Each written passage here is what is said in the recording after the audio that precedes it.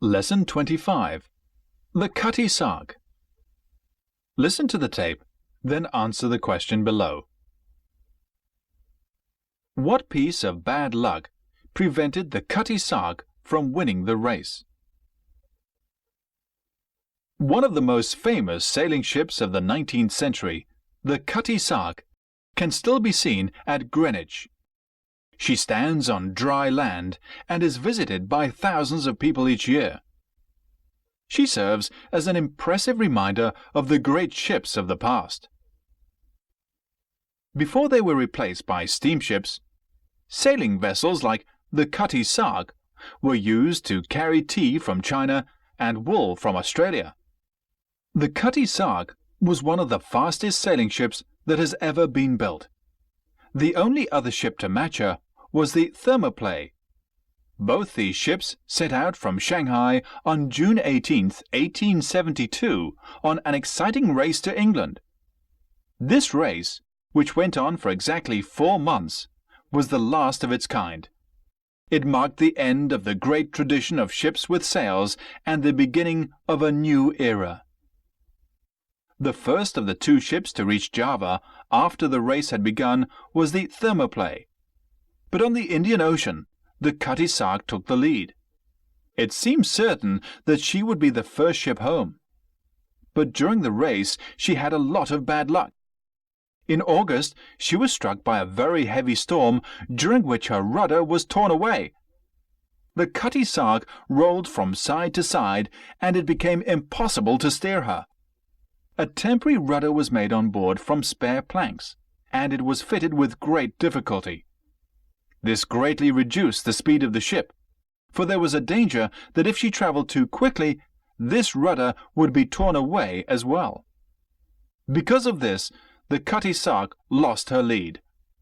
After crossing the equator, the captain called in at a port to have a new rudder fitted, but by now the Thermopylae was over 500 miles ahead.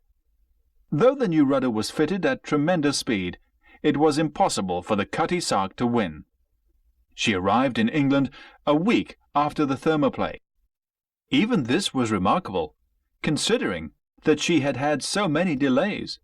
There is no doubt that if she had not lost her rudder, she would have won the race easily.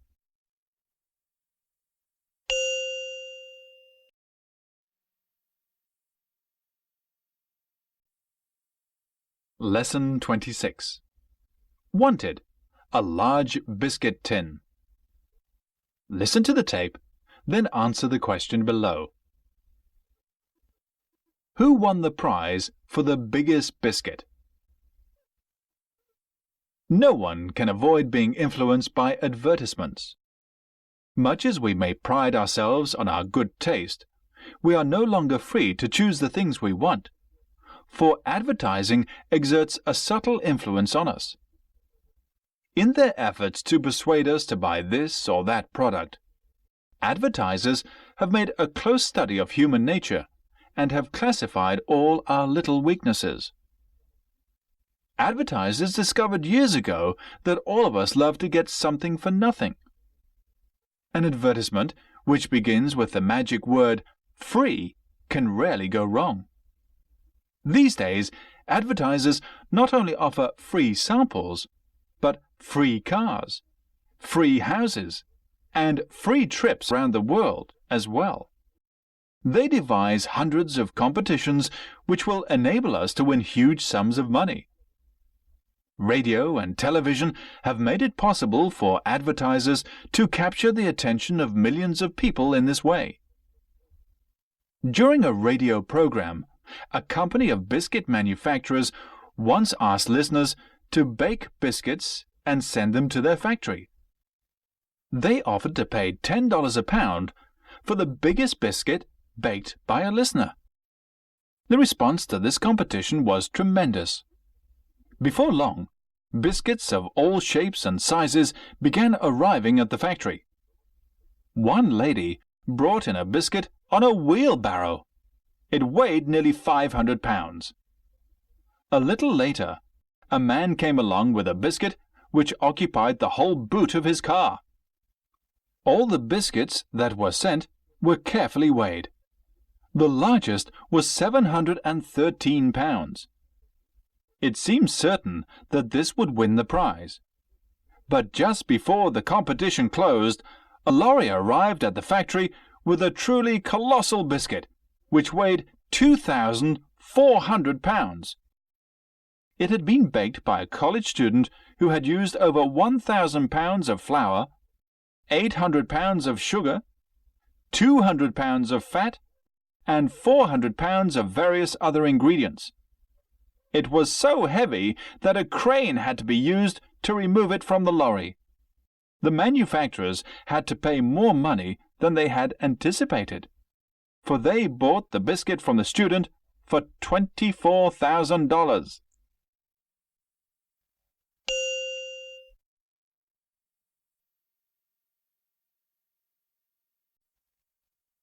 Lesson 27.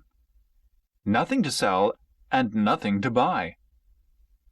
Listen to the tape, then answer the question below. What is the most important thing for a tramp?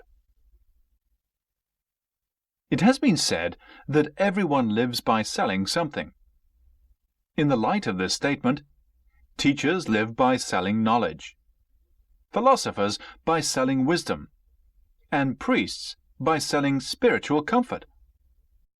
Though it may be possible to measure the value of material goods in terms of money, it is extremely difficult to estimate the true value of the services which people perform for us. There are times when we would willingly give everything we possess to save our lives, yet we might grudge paying a surgeon a high fee for offering us precisely this service.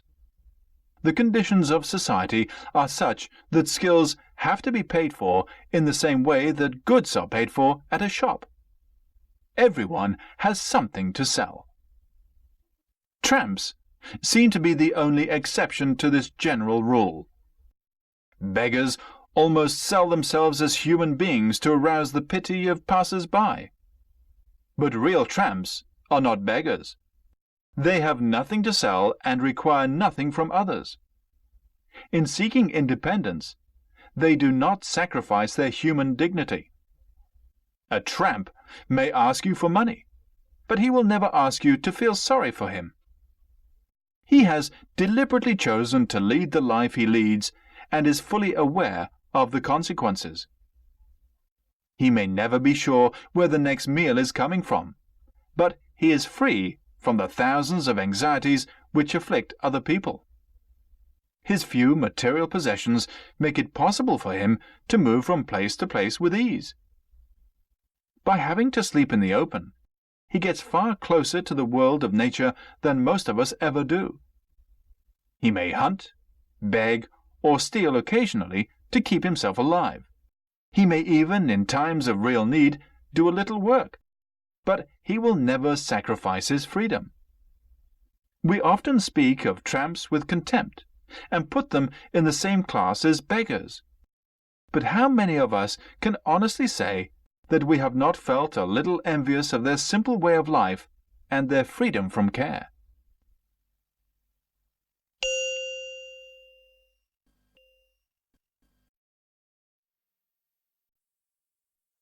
Lesson 28. 5 pounds too dear. Listen to the tape, then answer the question below. Why was even 5 pounds too dear? Small boats, loaded with wares, sped to the great liner as she was entering the harbour.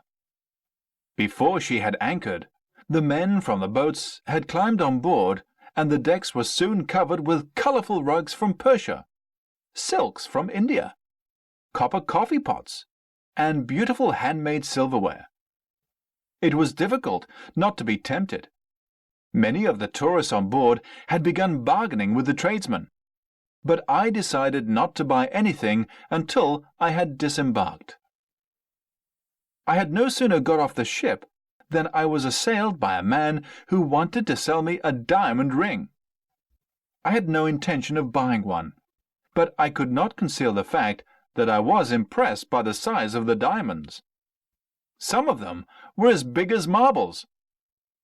The man went to great lengths to prove that the diamonds were real.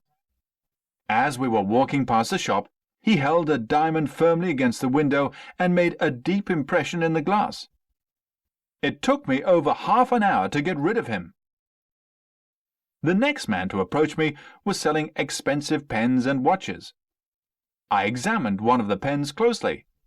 It certainly looked genuine. At the base of the gold cap, the words "Made in the USA" had been neatly inscribed.